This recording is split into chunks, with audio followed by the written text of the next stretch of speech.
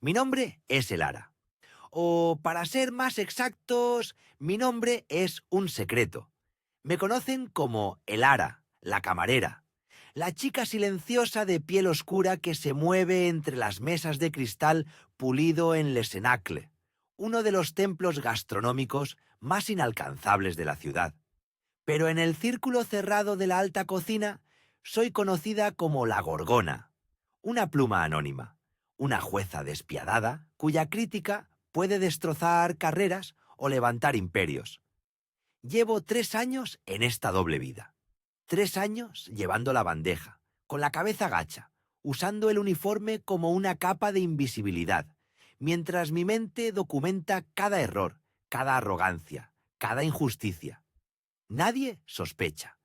Nadie podría sospechar que la chica que acaba de limpiar migajas de su mantel es la misma que tiene el poder de hundir todo el negocio en el abismo del olvido. Esta noche, el aire en Le Cénacle era denso, pesado con el aroma a trufa blanca y el aliento frío del dinero viejo. Los candelabros de cristal proyectaban sombras largas que hacían que mi piel pareciera aún más oscura contra el blanco nuclear de los manteles. Estábamos en el servicio pico. La tensión era palpable, ese tipo de presión silenciosa que solo existe donde los cubiertos cuestan más que mi salario de un mes. Mi zona era la 7, la mesa central, justo bajo el ojo vigilante del maître d'aide. Y por supuesto, la zona 7 estaba ocupada por el señor Dubois. El señor Dubois, un hombre cuyo rostro es el mapa del privilegio, un empresario inmobiliario con un traje de 3.000 euros, que siempre miraba a través de mí, no a mí. Él y sus invitados estaban celebrando algún acuerdo. La mesa estaba atiborrada de botellas de Borgoña, el cristal brillando como espejos líquidos. Había pasado la última media hora concentrada en el equilibrio. Llenar la copa sin derramar. Retirar el plato sin hacer ruido. Sonreír sin mostrar mis dientes. Ser eficiente. Ser negra pero invisible. Es un arte que se aprende por necesidad. Me acerqué a su mesa para verter la última porción del vino tinto. Sabía que esta botella era especial. Un Grand Cru. El señor Dubois tomó su copa y la levantó lentamente, observando el color del vino bajo la luz. Por un instante pensé que todo iba bien, que el ritual se había completado. Pero no. Él no estaba mirando el vino. Estaba mirando el cristal. Se detuvo.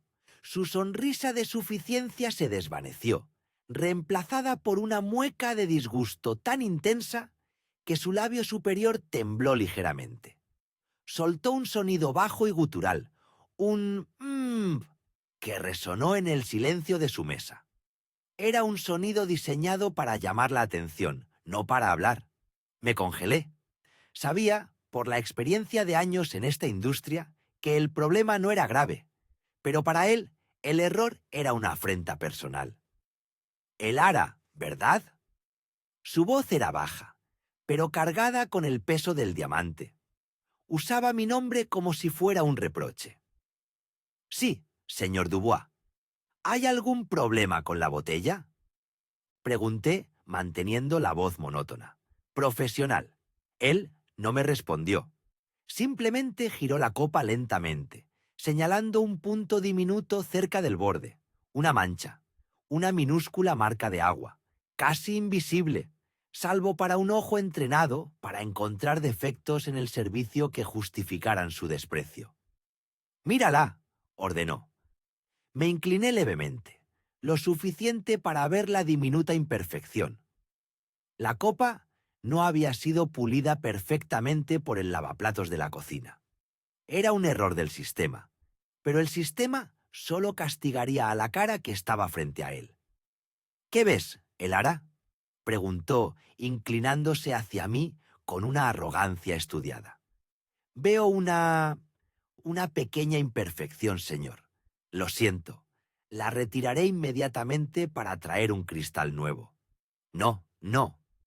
Me detuvo con un gesto de su mano, grande y adornada con un anillo de oro. Ese es el resto de mi vino. ¿Por qué debería esperar a que un plato de cristal se reemplace cuando el problema proviene de su descuido? Su palabra, descuido, me golpeó. No era un error del lavaplatos, era mi error. Era mi falta de dedicación lo que había manchado su experiencia. Uno de sus invitados, una mujer rubia con demasiadas joyas, sonrió con una condescendencia helada. Disfrutaban del espectáculo. El señor Dubois se recostó en su silla de terciopelo, cruzando las piernas. La postura de un rey aburrido. No lo retire, repitió. Solo arréglelo. El aire se había ido de la sala. De repente, el silencio del restaurante era una lupa sobre la mesa 7. Sentí las miradas de mis compañeros de reojo. Sentí el calor subiendo por mi cuello. ¿Arreglarlo? ¿Frente a él? No tenemos paños de pulido aquí, señor, logré decir, intentando desesperadamente mantener el control de la escena. Debo ir a la cocina para... No entiendo su problema con la simplicidad de Lara, me interrumpió, su tono endureciéndose. Usted, la persona responsable de que esta copa llegara sucia a mi mesa. Arréglela, ahora. Me señaló la copa con un movimiento brusco. El mensaje era cristalino, cruel y diseñado para humillar. Quita la mancha con lo que tengas a mano y hazlo donde pueda verlo. Mi mente corrió a mi infancia, a mi madre, que limpiaba casas para hombres como él. Recuerdo la vez que mi madre me dijo: Lara, no importa que tan bien limpies, si ellos quieren verte arrodillada, te verán arrodillada. El nudo en mi garganta era espeso. Yo era una profesional. Yo era una crítica gastronómica reconocida. Yo había cenado en este mismo restaurante, en las mesas de atrás, pagando 300 euros por mi propia botella, meses antes de comenzar esta tapadera. Y ahora, por una minúscula mancha de agua, me estaban pidiendo que me rebajara, que mostrara sumisión. Podría haberme negado. Podría haber llamado al maître d', aunque eso solo hubiera prolongado la humillación pública, convirtiendo la confrontación en un tema de insubordinación. En lugar de eso, recordé por qué estaba allí. Recordé a la Gorgona, la mujer que no podía ser silenciada. Recordé que esta humillación no era un incidente de servicio. Era un examen de dignidad. Tomé una respiración profunda, ignorando el latido rápido de mi corazón que resonaba en mis oídos. Lentamente, metí la mano en el bolsillo de mi delantal negro y saqué mi pañuelo personal. Un trozo de seda fina, limpio y doblado meticulosamente. Mi pequeño y secreto lujo.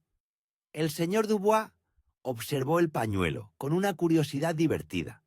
Parecía esperar que yo fuera a escupir en él, o a usar un borde de mi propio uniforme.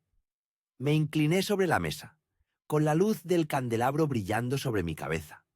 Me sentí expuesta, como un insecto bajo un microscopio. Con la mano firme alcancé la copa de cristal, teniendo cuidado de no tocar el vino. Mis dedos se encontraron con el borde frío.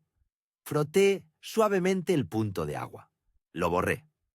El señor Dubois sonrió. Una sonrisa de triunfo mezquino. La clase de satisfacción que solo llega cuando has ejercido tu poder sin oposición. Terminé de pulir. La copa estaba inmaculada. Enderecé mi cuerpo, mi espalda rígida. Él iba a agradecerme, o a descartarme con un movimiento de la mano. «Excelente, Elara», dijo, con un tono falsamente paternalista. Ahora, eso no fue tan difícil, ¿verdad? Tal vez la lección de hoy le enseñe a tener más atención al detalle. Este lugar es de 5 estrellas, después de todo. Mis ojos se encontraron con los suyos. Por primera vez en la noche, no lo estaba viendo como Elara, la camarera que gana el salario mínimo. Lo estaba viendo como la Gorgona, la entidad que decide el destino de las 5 estrellas. El pañuelo de seda seguía en mi mano. Lo sostuve con el puño cerrado. «Tiene usted razón, señor Dubois», respondí, Mi voz ahora extrañamente clara y fuerte. El eco de mis palabras hizo que la conversación en la mesa contigua decayera. La atención al detalle es esencial, en todos los niveles de servicio. Mis labios formaron una sonrisa que no llegó a mis ojos. Fue una sonrisa de hierro forjado. El señor Dubois parpadeó. Mi respuesta no era la sumisión esperada. Sentí al maître d' acercándose, notando el cambio de energía en la mesa 7. Lentamente, ignorando al señor Dubois, que ya comenzaba a abrir la boca para reprenderme de nuevo, metí mi mano en el cuello de mi uniforme. Mi otra identidad no era solo una pluma, era un peso, una responsabilidad. Y esa noche, ese peso se sentía listo para ser liberado. Con un movimiento fluido, desabroché el pequeño broche de solapa que siempre llevaba escondido bajo el cuello de mi camisa de camarera. Era un diseño discreto en plata mate, pero para los profesionales de la industria de la ciudad, era el símbolo inconfundible de mi anonimato. Era un alfiler en forma de serpiente, con dos pequeñas púas en el lugar de los ojos. El emblema de la gorgona. Lo sostuve entre el pulgar y el índice, y lo coloqué con firmeza sobre el mantel blanco, justo al lado del plato de pan de Dubois. Sus ojos, que habían estado llenos de desprecio, se fijaron en el pequeño broche. La mujer rubia se inclinó para verlo. Hubo una pausa de reconocimiento lento, terrible. «El ara», me dijo el señor Dubois, confundido, sin entender la simbología de lo que acababa de hacer. «¿Qué significa esto?» Mantuve la calma, aunque mis palmas sudaban. Era el momento de la verdad, el momento de quemar el puente que me conectaba ya a esta vida. «Significa, señor Dubois», le dije, hablando lo suficientemente fuerte para que el maître d', que ya estaba a mi lado, se detuviera en seco y palideciera, que la atención al detalle es, de hecho, lo más importante. Y mi detalle es este. Mi experiencia como camarera aquí termina ahora. Me quité el delantal, con un gesto rápido, limpio, lo doblé y lo puse sobre mi brazo. Me sentía más ligera. Pero más importante, continué, acercándome un poco, bajando la voz lo suficiente para que la intensidad pareciera una amenaza silenciosa. La cena que acaban de disfrutar y el servicio que acaban de presenciar, todo será documentado, al detalle. La mujer rubia abrió la boca en un jadeo ahogado. Reconocimiento, miedo. El señor Dubois finalmente entendió. Vio la serpiente plateada, vio la serenidad asesina en mi rostro. Su cara perdió color. «Usted no puede ser», balbuceó. «Soy yo», confirmé con calma. «Y lamento informarles, caballeros, que el servicio esta noche ha sido de una estrella. En el mejor de los casos, ustedes y este establecimiento serán juzgados por la misma falta de decencia y respeto que acaban de ejercer sobre una empleada». Me giré, enfrentando al maître d', cuya cara estaba completamente blanca. Él sabía exactamente quién era yo y lo que esto significaba para la reputación del restaurante. «Avise a la gerencia», ordené, mi voz volviendo a ese tono profesional que solía usar en mis críticas. «Esta reseña se publicará antes del amanecer, y Le Cénacle no recibirá una advertencia previa». El aire del restaurante se había vuelto venenoso. Mis piernas temblaban, no por miedo, sino por la adrenalina pura de romper el silencio. Acababa de exponer mi secreto. Acababa de condenar un establecimiento entero por una copa manchada y por la forma en que su cliente pensó que podía tratarme. Salí de la zona 7, dejando el broche de serpiente brillando sobre el mantel, un pequeño monumento a la venganza que estaba a punto de desatar. Pero al acercarme a la puerta, tuve que preguntarme, ¿cuánto peso real tiene mi pluma en la cara de tanto privilegio? Y lo más importante, ¿estoy lista para las consecuencias de haber renunciado a mi anonimato? El juego acababa de comenzar. Julian, el gerente, me apartó con el rostro crispado. No de furia, sino de miedo financiero. Él temía que un cliente tan ruidoso afectara las puntuaciones del Le Fleur. No me preguntó qué había pasado. Me preguntó por qué no había manejado la situación con más discreción. Lorena, susurró, pero su voz era un látigo. ¿Sabes el valor de un cliente habitual como el señor de Jong? Estos son los pilares que sostienen nuestras 3 estrellas. Yo miré el paño blanco que sostenía en mis manos, ahora arrugado. Intenté encontrar las palabras para explicar la mirada que de Jong me había lanzado, la arrogancia que lo hacía creerse con derecho a humillarme por un simple vaso. Pero sabía que Julian no quería la verdad, quería obediencia. El vaso no estaba sucio, Julian, dije, manteniendo mi voz firme a pesar del temblor interno. Él no quería el vaso, quería un problema. Julian suspiró, un sonido largo y exasperado, como si mi existencia fuera la fuente de todos sus problemas gerenciales. Es irrelevante. En este nivel, la percepción es la realidad. Su percepción es que la atención fue pobre y que usted es defensiva. Y eso nos cuesta dinero. Me sentí infantilizada, rebajada, como si mi experiencia y mi profesionalidad de años no valieran nada frente al capricho de un hombre rico. Julian continuó su sermón, cada palabra más hiriente que la anterior. Me recordó que mi puesto era un privilegio y que la gente como yo debía ser más resistente a las críticas. Gente como yo. Escuché el eco frío de esa frase en mi mente. Siempre había un límite invisible en esos espacios de lujo. Yo podía servir la champaña y los platillos, pero nunca se me permitiría estar realmente dentro. Mi piel oscura era una etiqueta que me recordaba constantemente mi lugar, sin importar cuántos idiomas hablara o cuántos artículos de crítica gastronómica hubiera publicado. El conflicto interno me quemaba la garganta. ¿Por qué seguía haciendo esto? ¿Por qué seguir aguantando la doble vida? Mi trabajo como crítica gastronómica anónima, la temida L, me había dado la libertad económica para elegir. Pero había algo poderoso en este trabajo de mesera. Me mantenía conectada con la realidad tangible, con la gente que realmente hacía el trabajo, no solo con los dueños y los chefs. Y sobre todo, me permitía observar la podredumbre interna de estos templos de la comida, la forma en que el trato al personal era a menudo inversamente proporcional al precio del menú. Julian me interrumpió la introspección con una orden directa.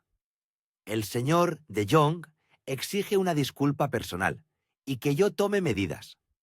Para evitar que la situación escale, quiero que vaya y se disculpe, ahora mismo. ¿Disculparme? ¿Por ser humillada? Una ola de calor me subió desde el estómago hasta los ojos. Sentí la injusticia como un golpe físico. Esto no era sobre un vaso. Esto era un ritual de poder. Un hombre rico dictaba que una mujer negra debía arrastrarse para mantener su propio sustento. Mis manos se cerraron en puños, escondidas bajo el delantal. Recordé mi bolígrafo, esperando en el Minton Elon Tiricín, pequeño escritorio de mi casa. Mi otro yo, el que escribía verdades que podían hacer temblar a imperios culinarios. Miré a Julian.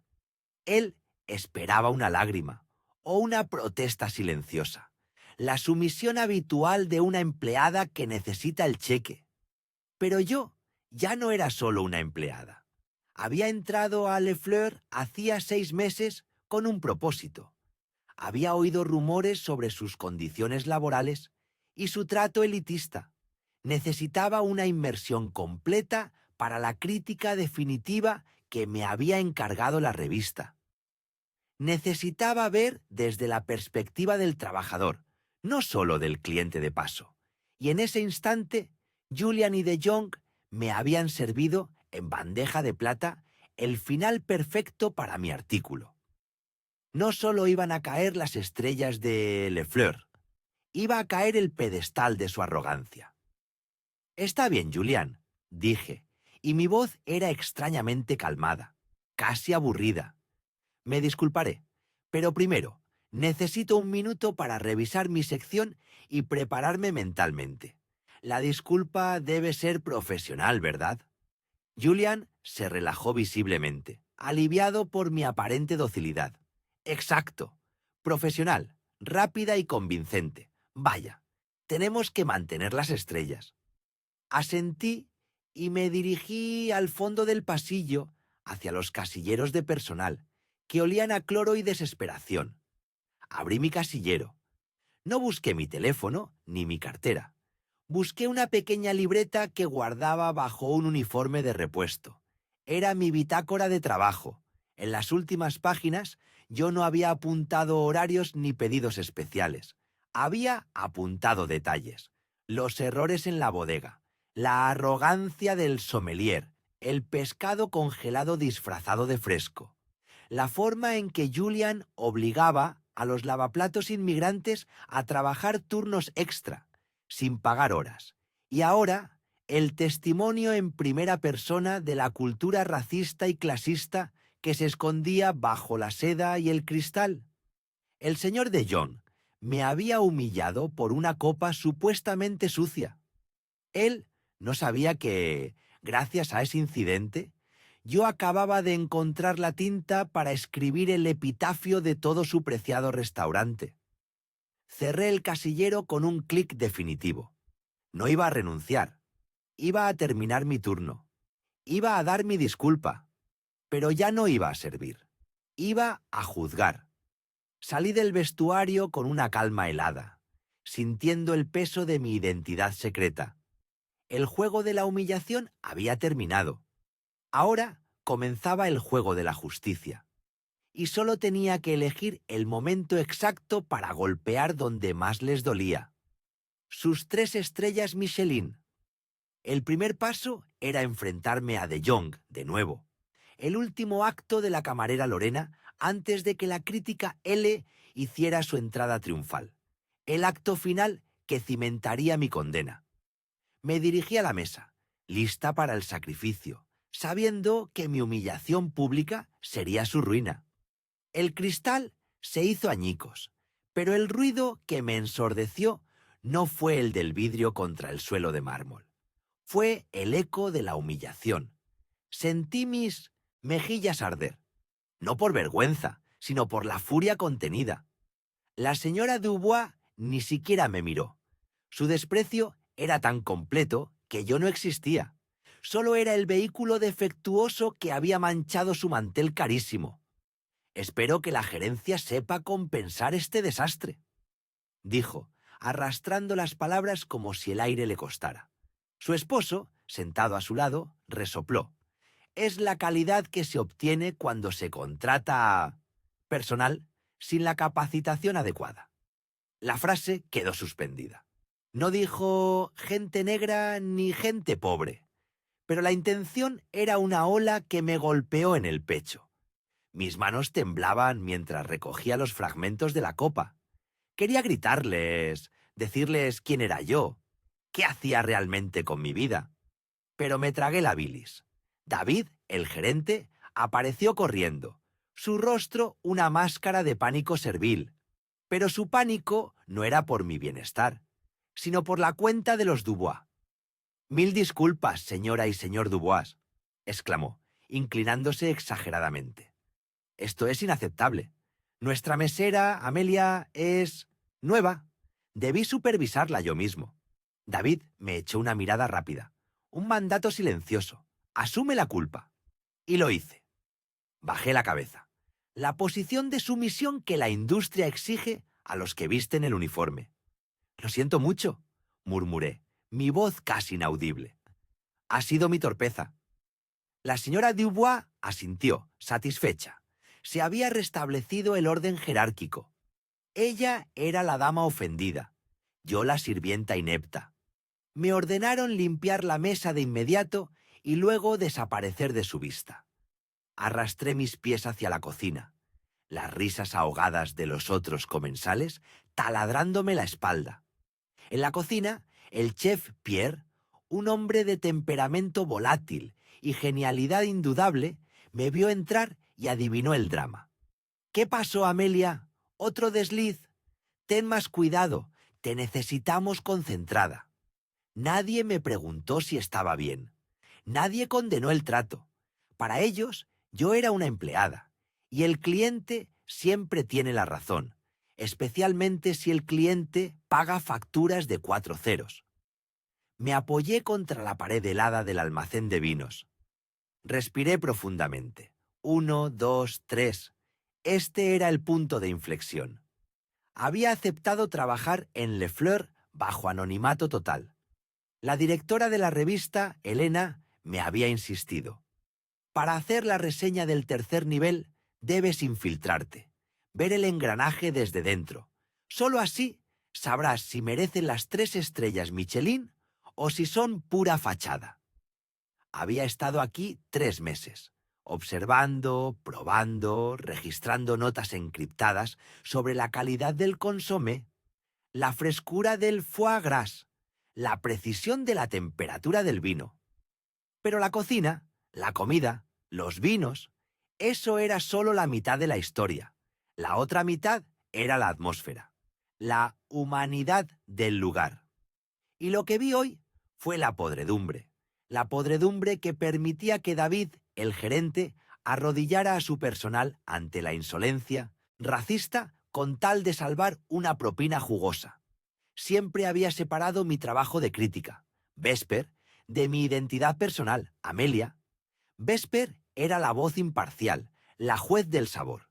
Amelia era la joven que creció aprendiendo a callar para sobrevivir. Pero hoy la línea se desdibujó.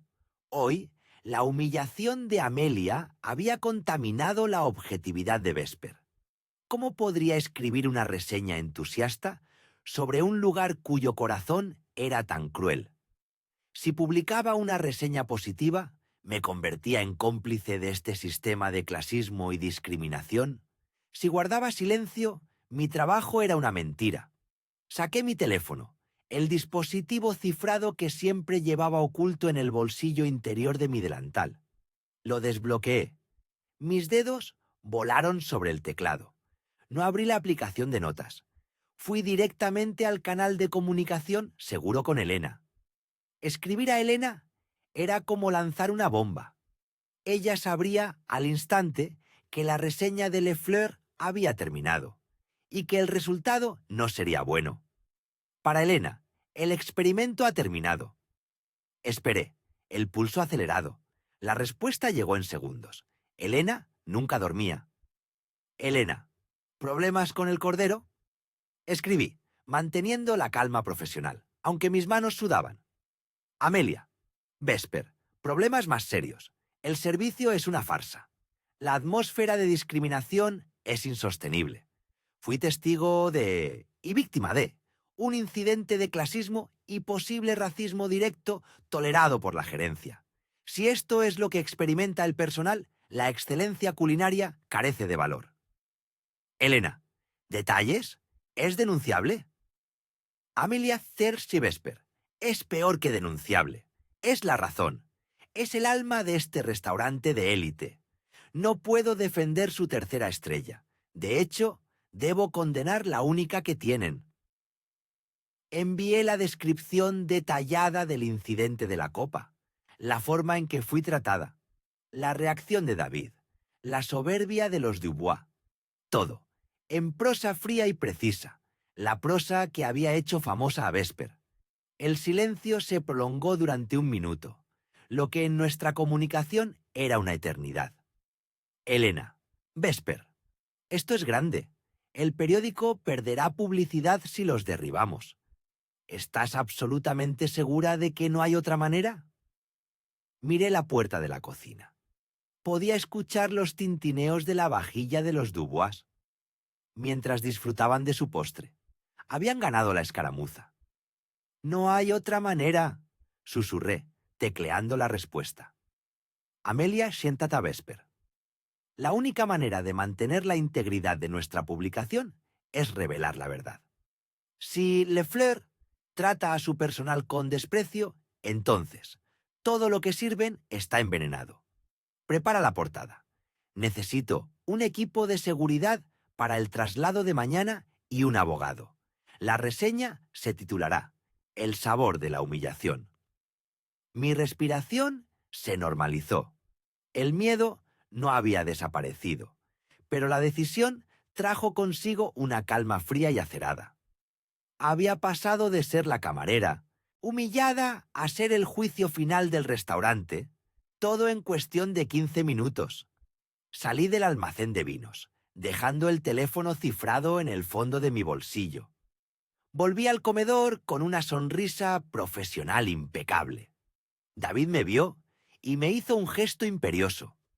Amelia, necesito que te disculpes una última vez con la mesa 12.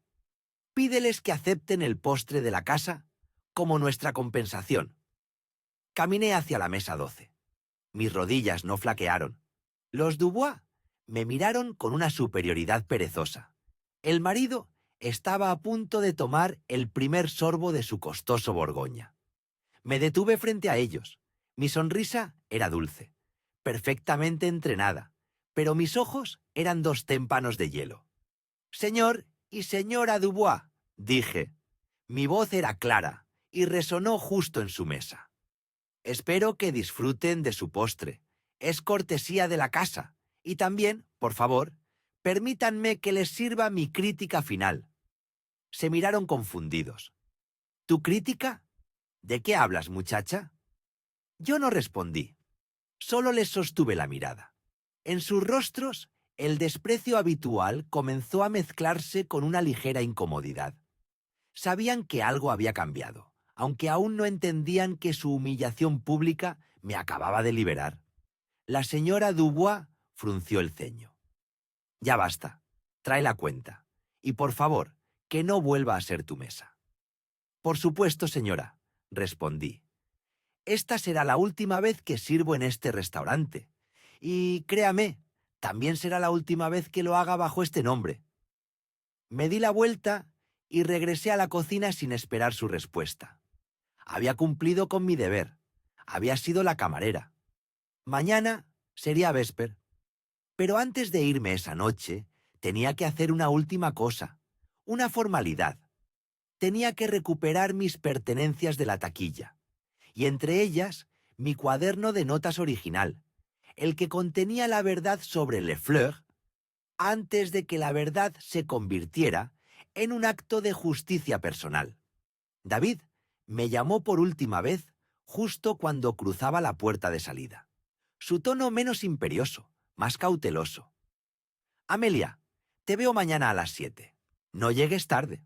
No hay segundas oportunidades». Me giré, la brisa fresca de la noche tocando mi rostro. «No se preocupe, David. No habrá segundas oportunidades para nadie. Mañana mi trabajo aquí habrá terminado, y el tuyo apenas comenzará». La tensión era palpable. Él no entendía, pero el miedo ya estaba en sus ojos. Yo sonreí, sabiendo que la tormenta que estaba a punto de desatar destruiría más que solo un mantel. Entré al almacén, buscando refugio.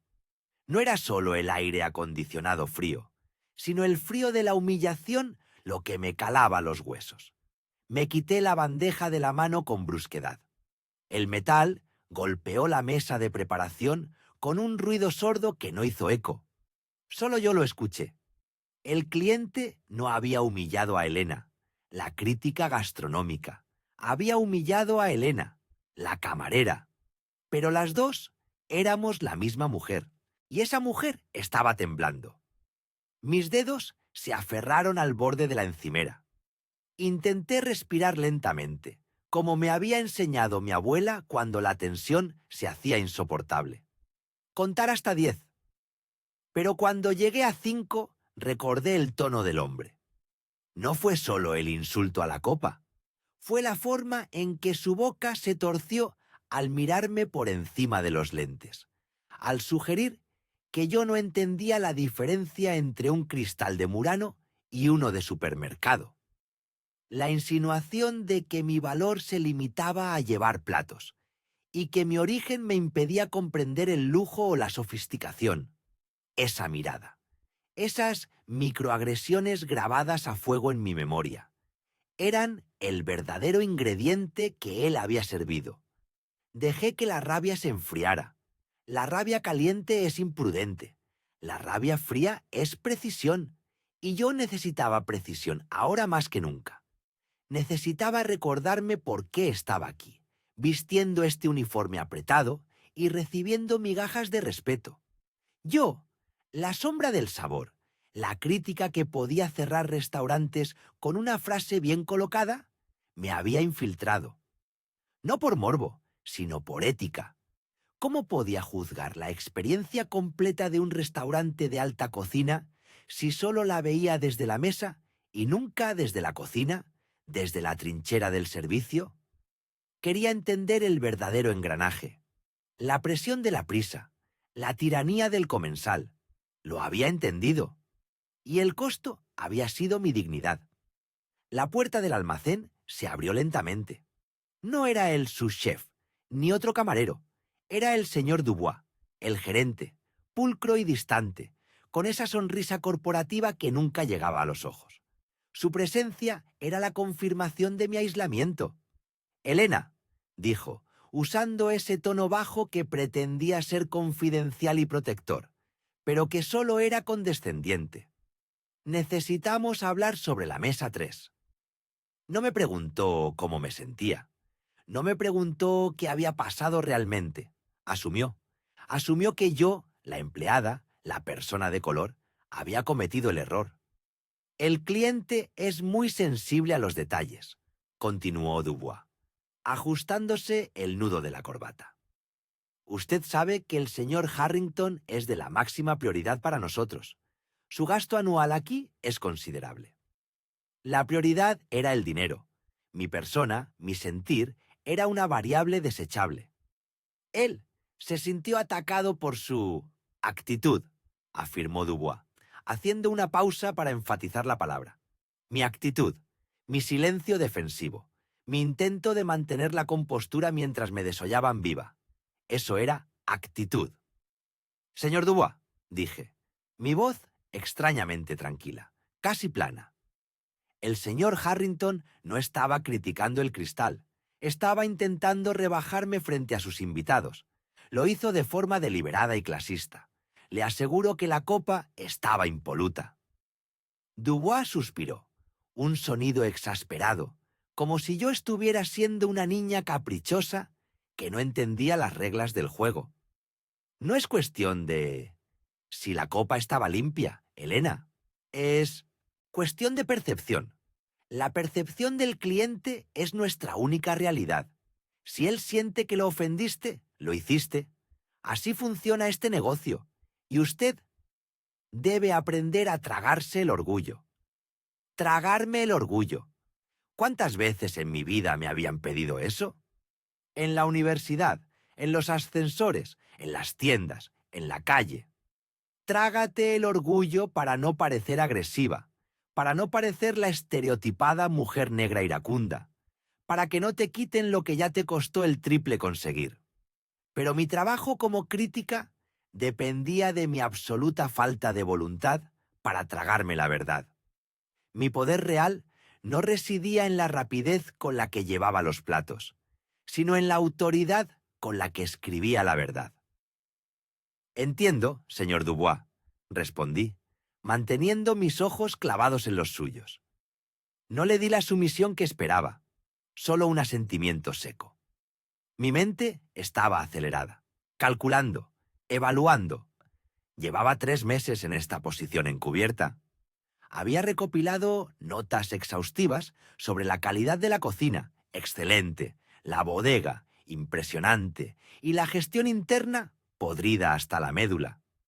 Mi columna crítica se publicaba en 48 horas. El borrador estaba listo. Pero el incidente de la copa lo había cambiado todo. Hasta ese momento, mi crítica se centraría en lo técnico, la salsa roux, la maduración de la carne. Ahora, la crítica tenía que ser sobre la podredumbre moral que sostenía el lujo. El señor Dubois, satisfecho con mi aparente obediencia, se dio la vuelta para marcharse.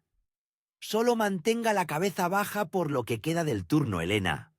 No necesitamos más dramas. Cuando la puerta se cerró detrás de él, saqué mi teléfono del bolsillo trasero del pantalón del uniforme. Tenía que ser rápida. Me dirigí al baño de personal. Cerré el pestillo y encendí la grabadora de voz de mi teléfono. Mi pulso era firme ahora. La rabia fría se había transformado en determinación profesional. Informe final. Restaurante La Fuente Dorada. Susurré al teléfono, usando el nombre en clave de la reseña. Fecha: 14 de agosto. Hora de incidente: 20:47. Empecé a dictar, no como la camarera humillada, sino como la jueza severa que era. El servicio de sala, aunque coreografiado a la perfección, revela una estructura interna de discriminación, de clase y racial institucionalizada, operando bajo la fachada de la excelencia. El gerente prioriza la complacencia ante el abuso del cliente de alto nivel sobre la dignidad de su personal. La experiencia del restaurante no es solo el plato que se come, sino el entorno moral en el que se sirve. Estaba rompiendo todas mis propias reglas. Nunca hacía personal una reseña.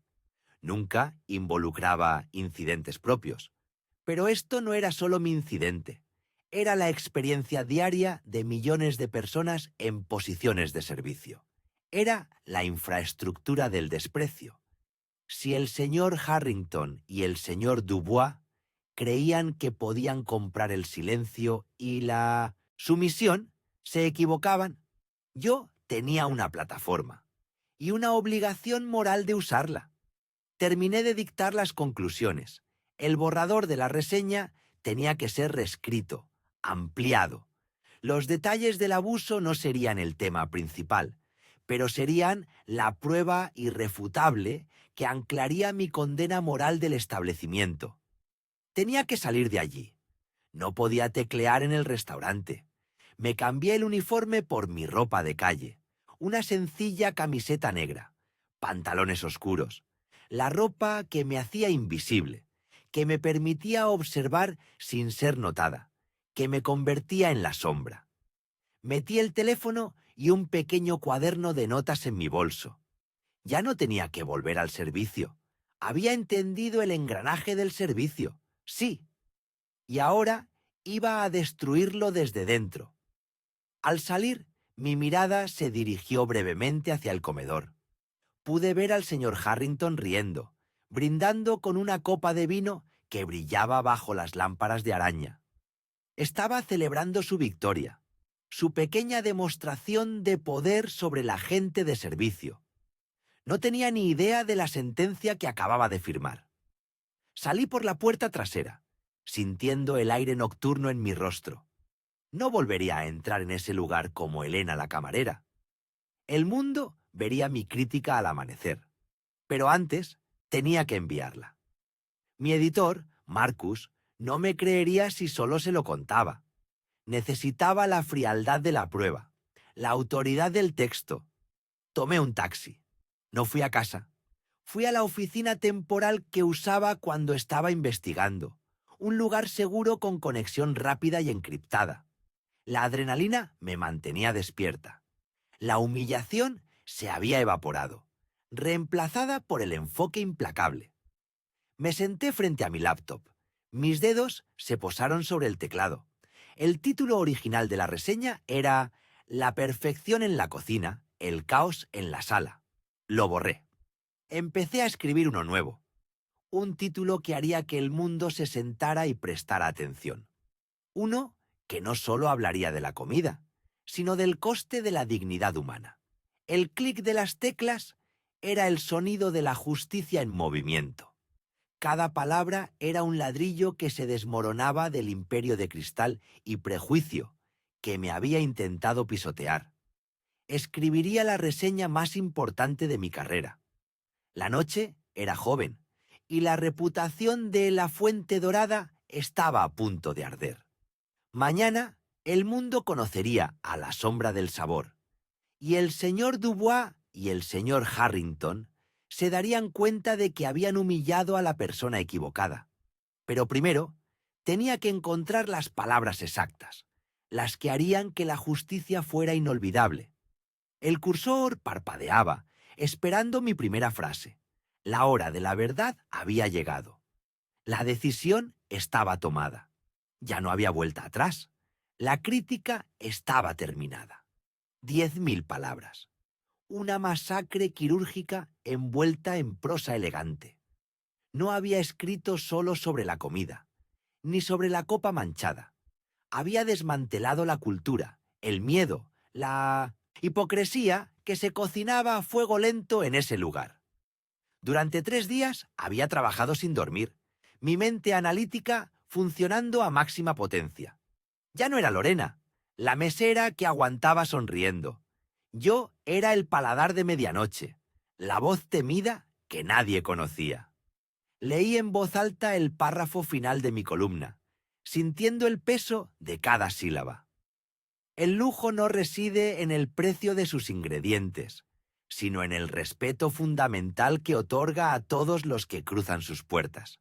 Le Finesse ha fallado catastróficamente en el elemento más básico de la hospitalidad, la humanidad. Esa frase me quemó en la boca. Era el juicio que el gerente Pedro no se había atrevido a emitir. Era la respuesta que el señor Reyes no esperaba recibir jamás.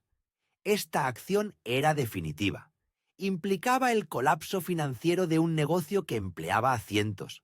Implicaba el descrédito de un chef de renombre.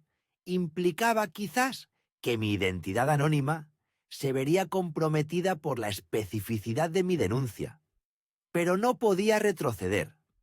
La noche en que Reyes me humilló, mi dignidad no se rompió, se endureció, se convirtió en la punta de esta pluma. Recordé a mi madre, diciéndome que la justicia de los pequeños no llega por la vía rápida. Tienes que construirla tú mismo, ladrillo a ladrillo, y a veces la herramienta más afilada es la verdad que los poderosos creen que nunca oirás. Fui hasta la ventana de mi pequeño apartamento. La ciudad brillaba, ajena al terremoto que estaba a punto de provocar. Esta no era una venganza personal, era una declaración de principios, un restaurante que permite el abuso, que prioriza la arrogancia del cliente sobre el honor de su personal. Merece ser borrado. Yo conocía las reglas del juego de los medios.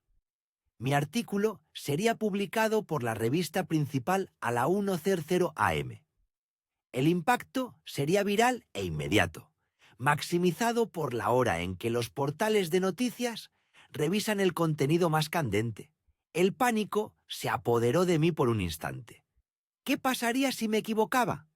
¿Qué pasaría si el dueño, el señor Armand, tenía suficiente poder para enterrar mi crítica?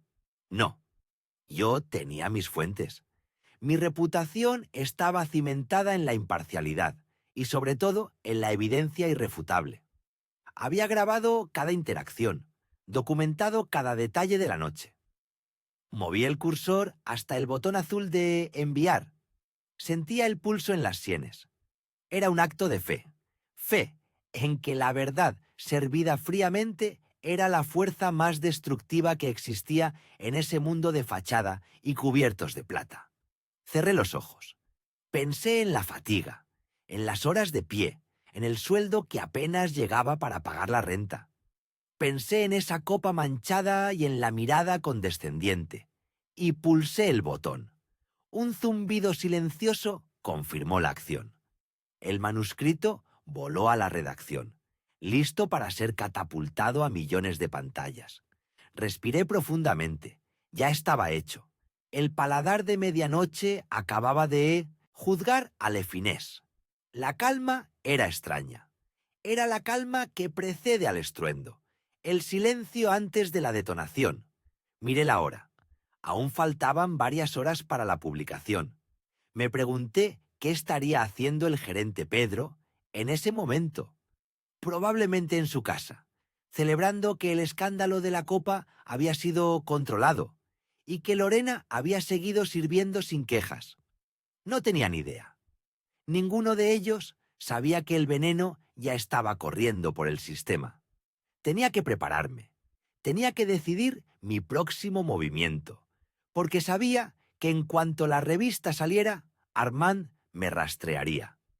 No por ser una mesera despedida, sino por ser la persona que acababa de costarles millones. La mañana siguiente, cuando me despertara, el mundo de la alta cocina estaría en llamas, y yo estaría en el ojo del huracán. Pero antes de que eso sucediera, antes de que el caos comenzara, tenía una última tarea, una llamada que definiría cómo enfrentaría las consecuencias. Abrí mi teléfono. Busqué un contacto que hacía mucho no marcaba, un número que representaba la única persona que podría protegerme de la inevitable represalia. Tenía que hablar con mi editora, la única otra persona que sabía la verdad de mi identidad.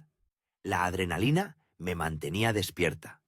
Sabía que al amanecer, Le Finés se enfrentaría no solo a una mala reseña, sino a la pérdida total de sus 3 estrellas Michelin. Y yo tenía que asegurarme de que el impacto fuera irreversible. Pero para que la justicia fuera completa, no bastaba con publicar la crítica.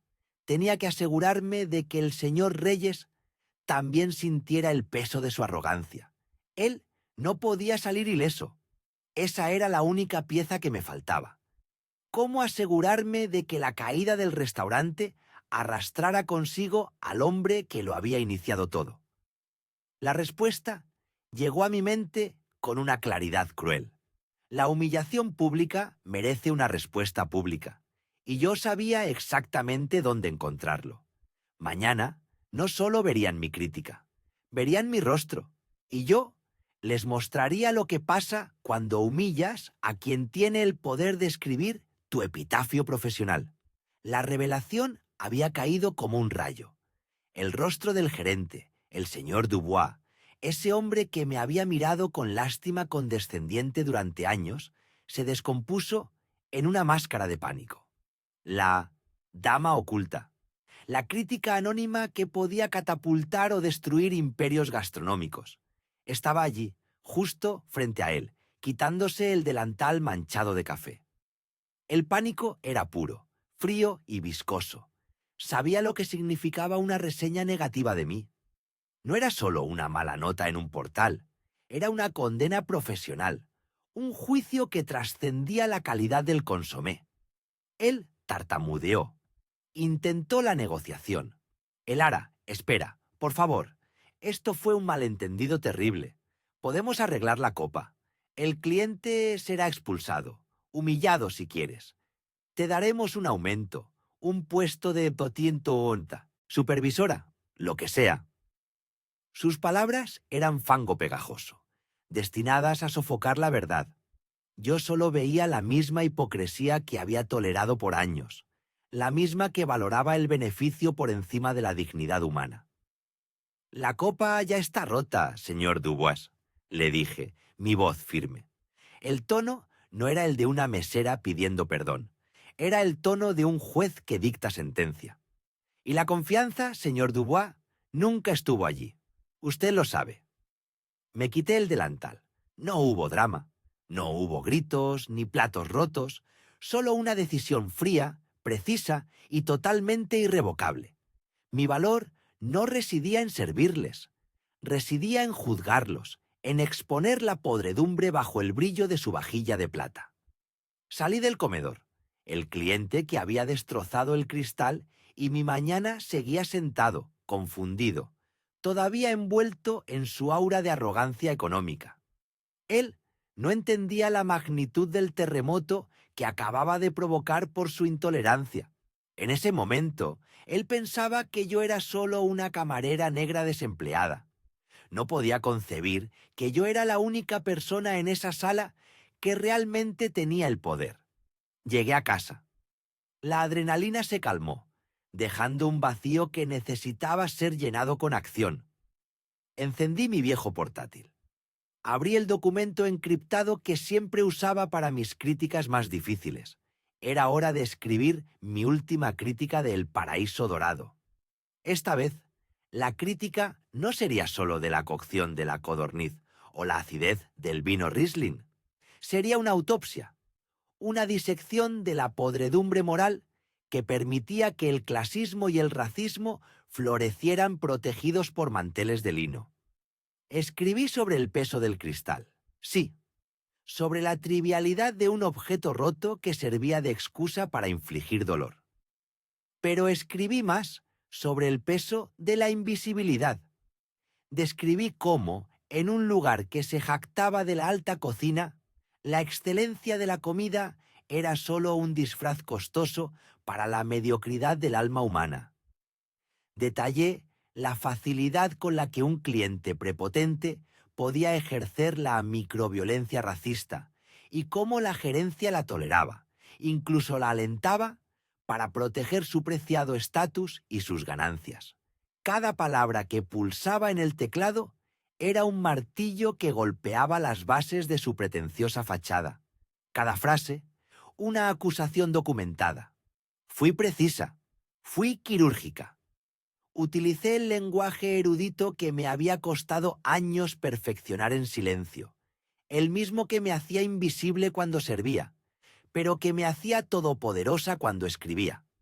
Recordé cada desprecio, cada comentario condescendiente, cada vez que tuve que sonreír y tragar el veneno por miedo a perder mi empleo. No escribía solo por mí, escribía por mi madre, a quien habían negado un préstamo vitalicio por su color de piel, sin mirarla a los ojos. Escribía por cada persona negra a la que le habían dicho, con sutileza o de forma directa, que no encajaba en los salones de la alta sociedad. Las lágrimas se mezclaron con el texto, pero no eran lágrimas de dolor, eran lágrimas de catarsis. Estaba cerrando un ciclo de sumisión forzada. El artículo llevaba un título seco y brutal, sin concesiones a la poesía gastronómica. Cuando el cristal está sucio, la culpa no es del vino. La doble vida tóxica del paraíso dorado y la intolerancia servida en bandeja. Revisé el borrador una última vez. Era impecable. No había difamación, solo hechos observados. Y la crítica moral que definía mi reputación. Hice clic en publicar. El pitido de confirmación en el sistema editorial fue el sonido más dulce que había escuchado en mi vida profesional. Sabía que la bomba explotaría pronto, pero la magnitud fue mucho mayor de lo esperado. A la mañana siguiente, no tuve que revisar los portales de noticias. Los mensajes encriptados de mi editor comenzaron a llegar a mi buzón secundario a la velocidad de la luz. Él no podía creer la explosión. Las redes sociales ardían. La gente no solo estaba compartiendo la crítica y mi dolor, estaban contando sus propias historias de humillación y abuso en ese mismo lugar. La ola de indignación era un tsunami de justicia. Lo más importante llegó a mediodía, a través de una fuente interna en la guía culinaria que temblaba al otro lado del teléfono. El inspector jefe de la guía estaba lívido. Había convocado una reunión de emergencia. La guía no podía permitirse tener una mancha de esta magnitud asociada a uno de sus restaurantes de élite.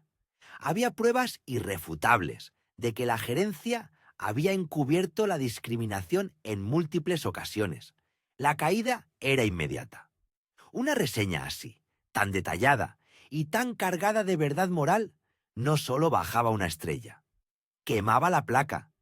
El ara, me susurró mi fuente, con la voz ahogada. El restaurante ha perdido sus 2 estrellas Michelin, con efecto inmediato.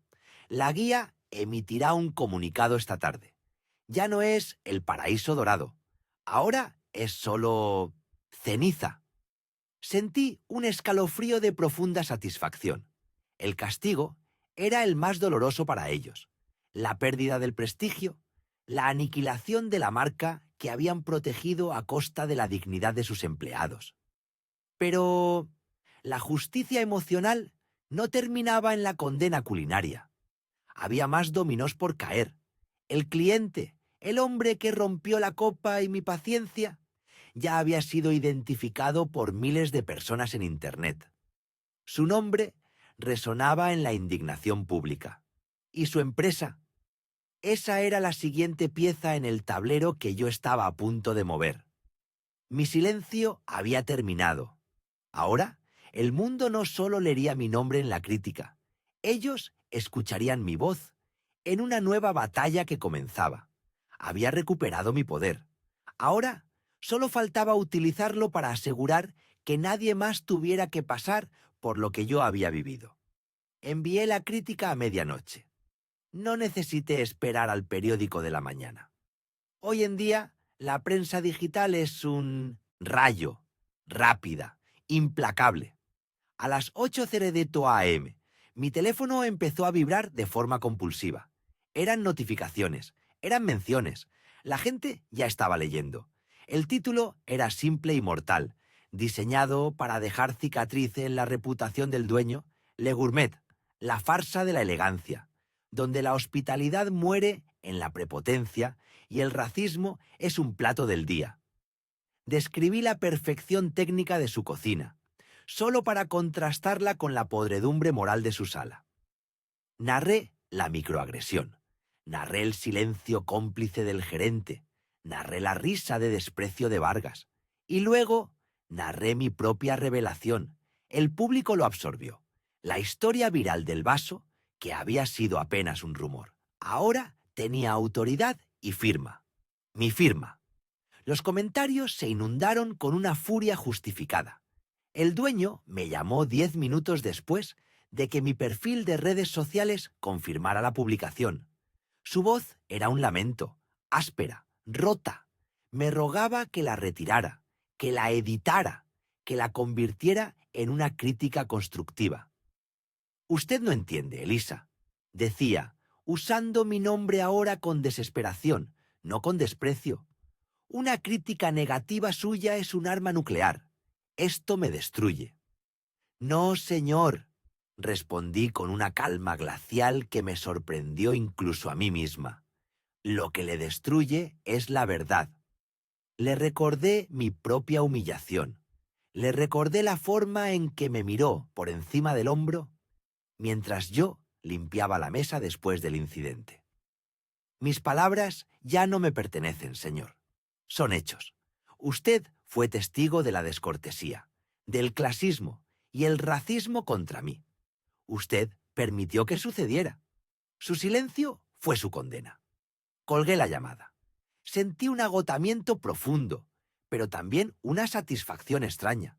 No era venganza, sino equilibrio. La verdadera bomba cayó a mediodía. El organismo de calificación gastronómica actuó con una rapidez inusual. No se trataba solo de la calidad del soufflé, se trataba de la ética que definía la experiencia. No pueden promocionar la exclusividad si la base de esa exclusividad es la denigración y la discriminación activa de su propio personal. 2 estrellas perdidas. De golpe. La noticia se difundió como una plaga financiera. Vi cómo los grandes medios recogían el titular. Crítica de alimentos demuele reputación de Le Gourmet tras episodio racista. Las reservas de la noche fueron canceladas. La cuenta de Instagram del restaurante se llenó de comentarios de clientes jurando que jamás volverían. El dueño me envió mensajes de texto, alternando súplicas y amenazas veladas. Amenazaba con demandarme por difamación. Yo simplemente reenvié sus mensajes a mi abogada. Yo no había difamado. Yo había reportado la verdad. Recibí un correo electrónico inesperado. Era del señor Vargas, el hombre que me había humillado por el vaso de agua. Su mensaje era repugnante. No se disculpó por su racismo o por su desprecio. Solo se disculpó por el malentendido que había arruinado su experiencia y que había causado este revuelo innecesario. Él No sentía remordimiento por el dolor infligido. Solo veía la ruina a través de su propio ego. No entendía que su privilegio había sido desenmascarado y que yo había sido la encargada de hacerlo. Ignoré el correo electrónico. Él no merecía ni una sílaba más de mi atención. La justicia no siempre es ruidosa. A veces es silenciosa, digital y absolutamente demoledora. Mientras observaba cómo el imperio de Le Gourmet se desmoronaba en tiempo real, sentí la paz que solo llega cuando has usado tu verdad como un arma legítima. No para destruir sin sentido, sino para reconstruir el respeto que me habían robado. Mi reputación, que debía ser anónima, se disparó. Mi credibilidad era inquebrantable, porque yo había probado estar dispuesta a sacrificar mi comodidad por la moralidad. Al final del día, mi abogada me llamó. El dueño de Le Gourmet quería negociar. Quería ofrecerme una suma obscena para que yo publicara una aclaración, una mentira. ¿Qué hacemos?, preguntó mi abogada. Me recosté en el sofá, cerrando los ojos. El ruido de la batalla digital aún resonaba, pero yo ya estaba lejos de él. Sabía exactamente lo que quería. Y no era dinero, era un tipo diferente de confesión, un tipo diferente de cambio. Dígale que tengo una contraoferta, pero no es financiera, es personal. El juego había terminado para ellos, pero para mí, la última jugada de la dignidad apenas comenzaba. El lunes llegó como un trueno, no un trueno distante, sino la explosión directa en la cocina de La Cuchara Dorada. La reseña ya estaba en todas partes. Se titulaba, como lo había planeado, El veneno dorado, un plato amargo de arrogancia. Apenas puse un pie en el vestuario, sentí la atmósfera. Era la quietud tensa que precede a una catástrofe. El teléfono no dejaba de sonar. Ya no eran reservas, eran llamadas de cancelación masiva, o periodistas gritando nombres y preguntas. El chef estrella, que siempre vestía su uniforme impecable con soberbia, parecía haber envejecido 10 años durante la noche. Sus ojos se movían rápidamente, sin detenerse en nadie, tratando de encontrar la fuente del daño. Yo me movía lentamente, con una calma que me aterrorizaba, pero que era absolutamente necesaria. Mi mano no temblaba. Sabía lo que estaba por venir. El gerente, el señor Dixon, me encontró junto al casillero de personal. Nunca antes me había mirado a los ojos realmente. Siempre veía a la mesera, a la mano de obra. Ahora veía a la fuerza que había aplastado su negocio de un solo golpe. Sus ojos estaban inyectados en sangre, pero no de rabia, sino de puro terror financiero. Naomi murmuró con la voz seca. Necesito saber, ¿quién era esa persona? ¿La que se quejó del cristal la semana pasada? ¿El cliente que causó la escena? Se aferró a mi brazo desesperado. Era solo un cliente arrogante, ¿verdad? ¿No era nadie importante? Lo miré. La dignidad me cubría como una armadura invisible. La había forjado con cada insulto soportado, con cada propina negada. Era un cliente, señor Dixon. Un cliente que me humilló. Usted lo vio. Usted no dijo nada. Él intentó retroceder, como si mis palabras fueran físicamente repulsivas. Pero eso no es suficiente para escribir un artículo así. Destruirnos. Esto tiene que ver con la comida, ¿verdad? Diga que fue la comida. El tartar. Algo técnico. Negué con la cabeza. La verdad, a veces, es la espada más afilada. La comida era buena, señor Dixon, pero la excelencia técnica no puede coexistir con un espíritu podrido. Di un paso hacia él, obligándolo a escuchar, a enfrentar mi estatura, que nunca antes había reconocido. Usted está tan ciego por el elitismo y el dinero que confunde el servicio con la servidumbre.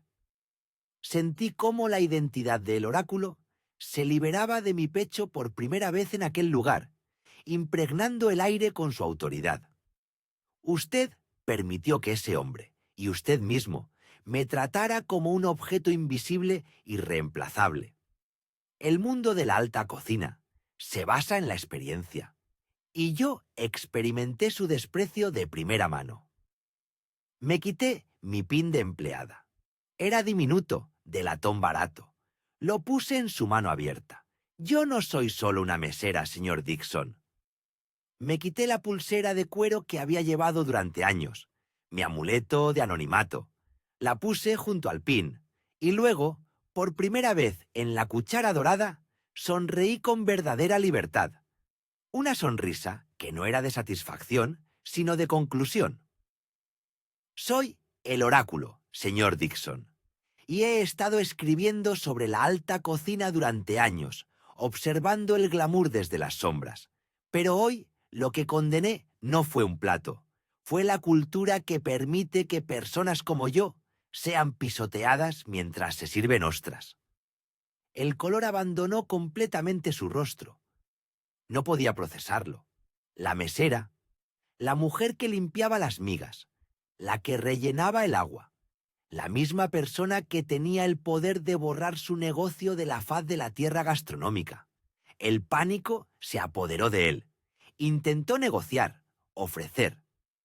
Naomi, podemos hablar de esto. Podemos retirar la reseña. Podemos... Te ofrezco el puesto de subgerente, un aumento, el doble de tu salario, lo que quieras. Su desesperación era tan vulgar como la arrogancia de Alistair. El artículo está publicado, señor Dixon. El público ya lo leyó. Yo ya lo escribí. El daño ya estaba hecho el día que usted me dejó de pie, recibiendo insultos por un vaso mal pulido. Me di la vuelta y caminé hacia la salida. La reseña no atacó solo la salsa holandesa o la carta de vinos. Atacó el alma podrida del servicio, la deshumanización, el clasismo que habían naturalizado. La guía de estrellas Michelin actuó en menos de 48 horas. No fue un descenso gradual, fue un colapso. 2 estrellas borradas de un plumazo. Las cancelaciones se multiplicaron. Los socios retiraron su apoyo. La cuchara dorada se convirtió, de la noche a la mañana, en un símbolo de la toxicidad que se esconde detrás del lujo. Nunca volví a ver al señor Alistair, el cliente arrogante, pero su rostro, ese mismo día, estaba en todos los tabloides, junto a extractos de mi artículo que lo llamaban el arquetipo de la miseria disfrazada de poder. Su propia imagen fue el arma que utilicé para destrozar su credibilidad social. Caminé fuera del restaurante, con mi uniforme doblado en una bolsa. No miré hacia atrás. No era venganza lo que sentía, era paz. La justicia no siempre tiene el sonido de un martillo de juez o de una sirena de policía. A veces, la justicia es el silencio absoluto después de que se ha dicho la verdad. Me había negado a ser invisible. Había recuperado mi voz y con ella mi poder.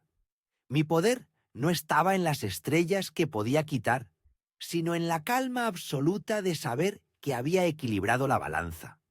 Había utilizado el privilegio que obtuve con tanto esfuerzo, ser la crítica anónima, para proteger la dignidad que me habían arrebatado. El sol de la mañana brillaba sobre mi rostro. Era un rostro cansado, pero libre, libre del delantal, de las órdenes, de la obligación de sonreír ante el desprecio. El oráculo se había manifestado, y su juicio era final.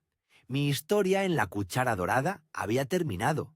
Ahora comenzaba mi verdadero trabajo, asegurar que ninguna otra mesera o trabajador invisible tuviera que sacrificar su dignidad por un salario. Mi camino como crítica anónima continuaría. Pero ahora escribiría con un propósito aún más profundo. Escribiría por todos aquellos que servían la comida, y no solo por aquellos que la consumían. La experiencia me había enseñado la lección definitiva. La calidad de un restaurante se mide por cómo trata a su personal, no por el precio de su vino. Y esa sería la nueva ley de la que yo sería la juez silenciosa. Y todos lo sabrían. Fin de la parte 8 de 8.